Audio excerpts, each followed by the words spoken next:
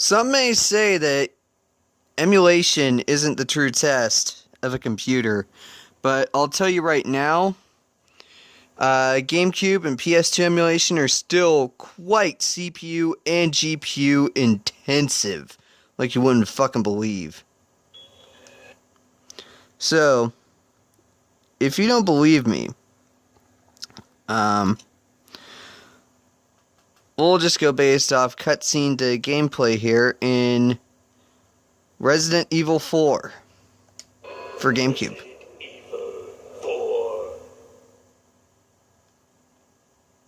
We're going to watch that frame rate counter. Now, normally I would record this with Catalyst, but it's been giving me some issues as of late.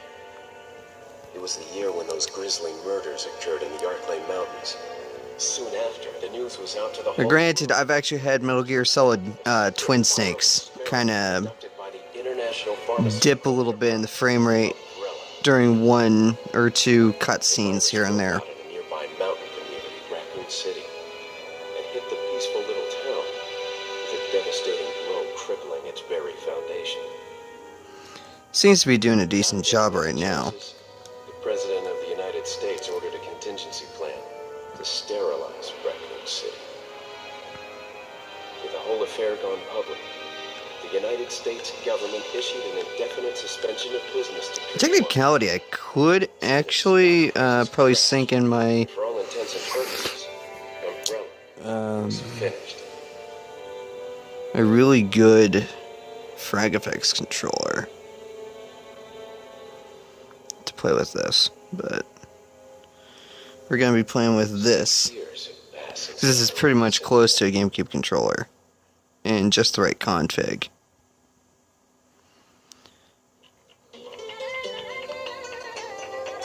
Alright, it's dropped to 31 frames per second here. Working under the direct control of the president. I was to assume the responsibility of protecting the new president's family. Yeah. Why am I the one who won't? Who are you really? Come on and tell us. This is a quad-core processor. This isn't running on a dual-core. That's for damn sure. And it's still pretty intensive. That's a local's way of breaking the ice. Anyway, you know what this is all about. So, for those who just test using Battlefield 3 and Crysis have no fucking clue. There are some of us who want to play some old GameCube games. And that is actually even more, just about as processor intensive as Crysis or Battlefield 3 would ever be. Or even Battlefield 4 or Hardline, whatever have you. Actually, one game I have for the GameCube on here that is pretty intensive is F-Zero GX. And that has had some frame rate problems left and fucking right. And I don't know if it's just compatibility with the emulator, which I'm using Dolphin, or it's just duties of protecting the president's daughter when she was abducted. Or it's just my hardware. That's the ultimate reason I'm in this lonely. Because I know it's my hardware regarding the PlayStation 2 emulator. So. Intelligence. There's reliable information about a sighting of a girl that looks very similar to the president's daughter. Apparently, she's being withheld by some unidentified group of people. Who would have thought that my first job would have been a rescue mission?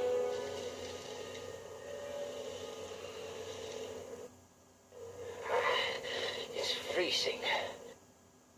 So hold on a second.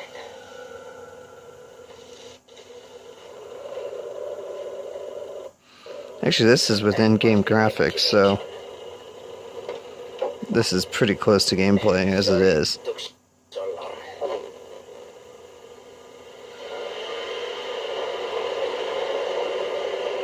But you see on occasion the frame rate does dip below 30. That's when the game kind of goes to shit. Even more so than usual.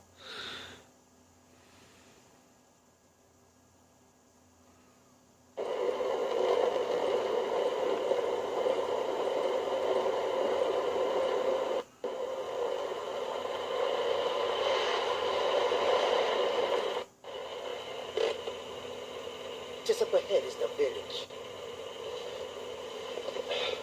I'll go and have a look around. We'll stay and watch the car.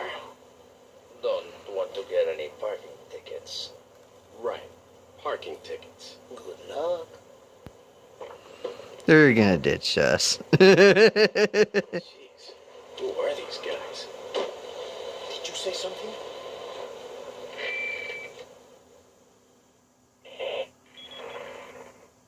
Leon, I hope you can hear me. I'm Ingrid Hunnigan. I'll be your support on this mission. I might try with OBS later and see if that'll record any better. So the subject's name But for now, we're doing ghetto camera recording. So try to behave yourself, okay? Whoever this group is, they sure picked the wrong girl to kidnap. I'll try to find some more information on my end as well. Good. Talk to you later. This is basically the good Resident Evil. Alright, so...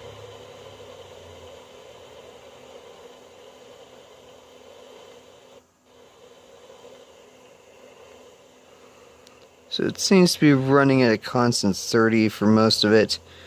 Though, usually if any other games I try to run are going at 30 frames per second, they're jittery as shit, but I think this one was native 30 frames per second. Well, the Tony Hawk games I have are meant for 60 frames per second. So...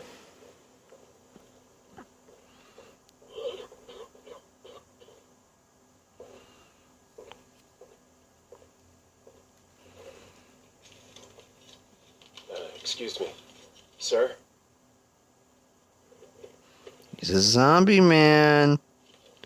He's been affected by the fucking T-virus. He ain't gonna help you. He's gonna kill you. I was wondering if you might recognize a girl in this photograph? ¿Qué carajo estás haciendo aquí?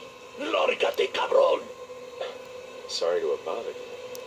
English, motherfucker, do you speak it? Oh, shit! Freeze. I said freeze.